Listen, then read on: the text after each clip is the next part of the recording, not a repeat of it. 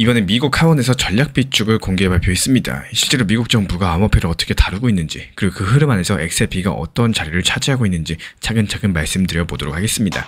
먼저 미국 정부가 올해 초에 내린 굉장히 중요한 결정 하나가 있었죠. 바로 전략적인 비트코인 비축이라는 이 시스템을 만든 건데요. 쉽게 말씀드리자면은 국가가 비트코인을 금이나 석유처럼 전략 자산으로 들고 있겠다, 이런 뜻입니다.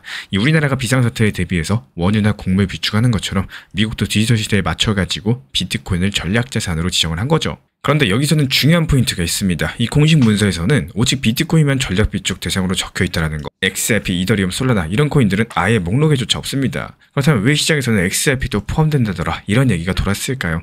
그 이유는 현재 트럼프 대통령이 개인 SNS에서 비트코인 말고도 여러 가지 디지털 자산을 준비금에 넣을 수 있다, 이런 식으로 발언을 했기 때문이에요. 그리고 그 안에 XRP도 언급이 되면서 잠깐 시장이 들썩였던 거죠. 하지만 다시 한번 강조드리면은 이 공식 문서에서 XRP 편입 계획 자체가 없어요. 정부가 새 돈을 들여가지고 XRP를 사거나 보유하겠다는 예산이나 세부 정책 자체도 아직 없습니다. 여기서 조금 헷갈릴 수 있어가지고 쉽게 비교해서 설명드리자면요. 비트코인은 정부가 사서 비축한다, 몰수된 비트코인을 국가자산으로 편입한다, 이런 내용이 이미 정식 문서로 발표된 상황이고, 반면에 XRP는 정부가 필요하면 몰수된 물량을 보관할 수는 있다, 하지만 정부가 직접 시장에서 사겠다, 이런 내용은 없습니다. 다음으로 많이 궁금해하시는 게 바로 연방의회 움직임인데요.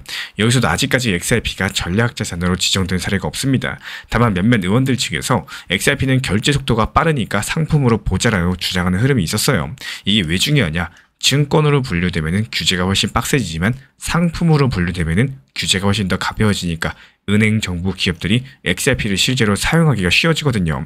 그래서 이 미국 의회 차원에서 어떤 결론이 나느냐에 따라 가지고 이 XRP의 미래 판도가 크게 달라질 수가 있겠습니다. 또 하나 궁금해하실 부분이 바로 주정부는 XRP를 전략자산으로 보유하는지 여부입니다. 결론부터 말하면 아직까지는 없는데요. 텍사스, 뉴햄프셔, 아리조나 같은 여러가지 주에서 비트코인을 비축하는 법안을 통과시킨 곳은 있습니다.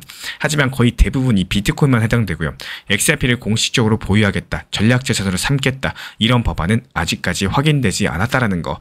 다만 예외적으로 아리조나주에서 모든 디지털 자산을 비축할 수 있다, 관련 법안을 낸 적이 있기 때문에 이 법안 속의 정의에 따르면요, XRP도 포함될 수가 있었죠. 근데 이 법안은 주지사 거부권으로 최종 통과되지 못했습니다. 즉 가능성이 보이긴 했지만 아직까지 현실이 되지는 못했다는 거, 이 정도만 이해하시면 될 것 같고요. 이제부터 중요한 부분입니다. 왜 사람들은 XRP가 정부 전략자산이 될 수 있다고 기대하고 있을까요? 그 이유는 XRP가 가지고 있는 태생적인 기능 때문인데요. XRP가 원래부터 빠르게 송금하고 결제하는데 최적화된 코인입니다. 비트코인이 금처럼 저장의 성격이라면 XRP는 금융 시스템을 움직이는 기계의 기름 같은 역할을 할 수가 있다는 거죠. 실제로 일부 보고서에서는 XRP 기반 결제 시스템을 국가 차원에 도입했을 때 중장기적으로 엄청난 비용을 절감할 수 있다, 이런 관련 분석도 나왔고, 은행 간의 송금 비용, 해외 결제 수수료, 처리 속도 같은 것 등에서 상당한 이점이 존재하기 때문이겠죠. 그리고 XRP는 CBDC랑 기술적으로 연결될 수 있는 구조도 가지고 있어요. 이미 몇몇 국가에서는 리플의 결제 기술을 실험적으로 도입하고 있고, 이걸 미국 정부 인사들도 주목하고 있다는 분석도 있습니다.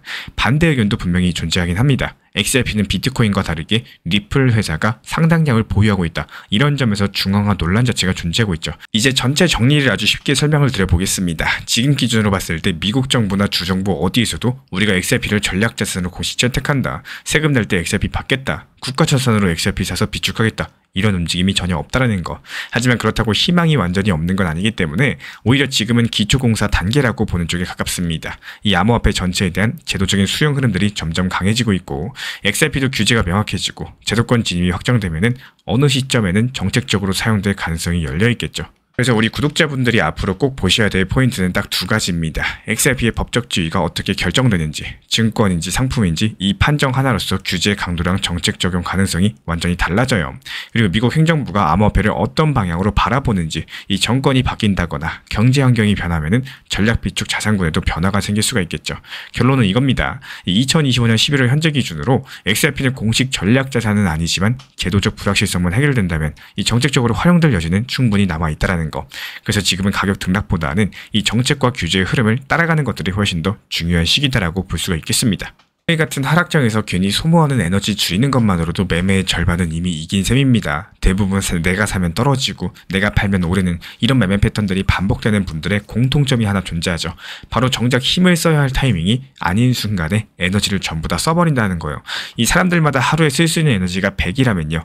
시장이 길어지고 시장이 조용해질 때 이 하락 언제 끝났나, 괜히 코인 시작했나, 계속 떨어지면 어떡하나 이런 생각들로 이미 80, 90을 전부 써버립니다. 문제는 이렇게 고갈된 상태에서는 진짜 중요한 순간에 상승장이 오고요. 또 단기 고점이 다가오고 이 분할익절을 고민해야 되는 그 타이밍에 집중할 힘이 남아있지 않다라는 거예요. 결국에 지쳐서 바닥에서 손절하고 손절한 자리에서 반등 나오면 후회하시죠. 후회가 또 불안으로 이어지는 악순환이 반복되시죠. 하지만 반대로 어떤 사람은 같은 하락장에서도 지금 내가 할 수 있는 게 뭐냐, 이 구간에서 평단 어떻게 관리할까, 어떤 코인은 어디서 기회가 생길까, 이런 것들 고민하시면서 오히려 에너지를 채우는 데 사용하십니다.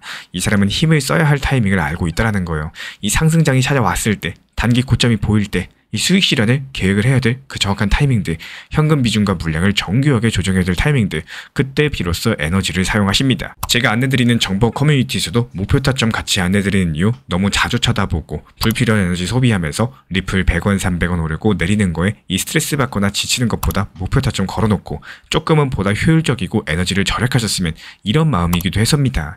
예를 들어가지고 내 목표 타점을 5,000원으로 생각을 했는데 왜 굳이 낮은 가격, 리플이 몇 % 하락했다고 해서 거기에 매일 들여다보고 아침에 눈 뜨고 보고 잠들기 전에 다시 보고 내 체력을 갉아먹는 이런 대응은 추천드리지 않기 때문이에요. 이런 불필요한 체력들 낭비하다 보면요, 결국에 결과가 갈리게 된다는 거. 이 하락장에서 불안과 걱정으로 지쳐버린 사람은 이 상승장을 눈앞에 두고도 아무것도 못하고 지나가 버리고요. 하락장에서 준비하고 다져놓은 사람은요, 이 상승장에서 가장 편안하게 행복하게 웃을 수 있게 되는 겁니다.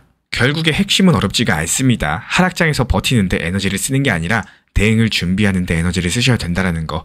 이 사소한 차이, 이 조금 아무것도 아닌 차이가 이 결국에 내가 사면 떨어지고 팔면 오르던 매매, 여기서 벗어날 수가 있는 가장 현실적이고 강력한 변화의 시작점이 된다는 겁니다. 누군가는 고점에 팔지 못해가지고 전재산 고점에 물려있다 보니까 추가 매수하고 싶어도 추가 매수를 못하는 사람들이 있는 반면에 이미 고점에서 분할 매도를 해가지고 여유자금으로 저점에서 다시 분할 매수 들어가는, 그리고 또 고점 오면은 또 분할 매도해서 고점에서 수익 낼 수 있는 이런 사람들이 존재한다는 겁니다. 이 리플 XRP랑 관련된 실시간 매수 매도 타점과 속보들 우리 코인 신사 채널 차원에서 모니터링 중에 있고요. 반등 타점에서 빠르게 실시간 브리핑 도움 드리고 있기 때문에 신사 채널 구독해주신 분들 중에서 우리 실시간 커뮤니티방 입장 원하시는 분들은 현재 보이는 번호로 문자 신청 주시면 입장 도움 드리도록 하겠습니다. 이번에 우리 신사 채널에서 운영 중인 실시간 XRP 커뮤니티에서 3,150원 매수해서 단기간에 3,650원 익절 전략을 도움드린 바 있습니다. 그리고 이게 단순한 감이 아니라 구조적인 판단의 결과였어요. 그리고 우리 신사 채널에서 3,150원 구간을 매수 타점으로 본 이유는 총 3가지였습니다. 먼저 과거의 스윙 저점과 매물대가 겹친 수요가 완벽한 구간이었었고, 그리고 단기랑 중기 이동평균선이 평탄화되면서 추세 전환을 준비하던 흐름이었습니다. 그리고 RSI랑 MACD 지표가 동시에 바닥 신호를 내면서 모멘텀 회복을 예고됐던 구간이었죠.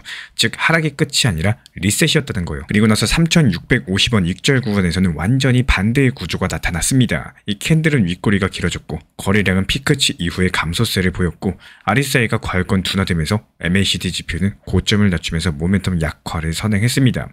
이런 조합들이 언제나 이익 확정의 신호였던 거고, 그래서 우리 신사 채널은 그 자리에서 매도 신호 드리면서 실제로 시장은 그 이후에 조정 하락세를 맞았죠. 그리고 이런 과정이 보여주는 거는 딱 한 가지입니다. 이 시장은 감정으로 움직이지만 대응은 구조로 해야 된다는 거. 우리는 매번 그 구조를 데이터로 검증하고요. 또 실시간으로 우리 구독자분들과 함께 공유드리고 있습니다. 지금 보고 계신 이런 흐름들처럼 우리 신사 채널 리플 XRP 실시간 커뮤니티에서는 이런 실전 타점과 매수 매도 전략을 매일매일 실시간으로 브리핑 도움 드리고 있습니다. 이제부터는 시장을 절대로 혼자 보지 마세요. 이 전문가의 구조적인 분석과 실시간 대응 전략을 함께 보시려면은 현재 보이시는 번호로서 문자 신청만 주시면 됩니다. 우리 신사 채널은 언제나 우리 구독자분들과 같은 투자의 언어로서 데이터로서 증명하는 실전 브리핑 이어가도록 하겠습니다. 다른 거 바라지 않습니다. 구독과 좋아요, 알람 설정만 눌러주시고 따라와 주시기 바랍니다. 오늘 영상도 끝까지 함께 해주셔서 정말로 감사드립니다. 우리 구독자분들에게 코인 신사 채널은요, 단순한 투자 채널이 아닙니다.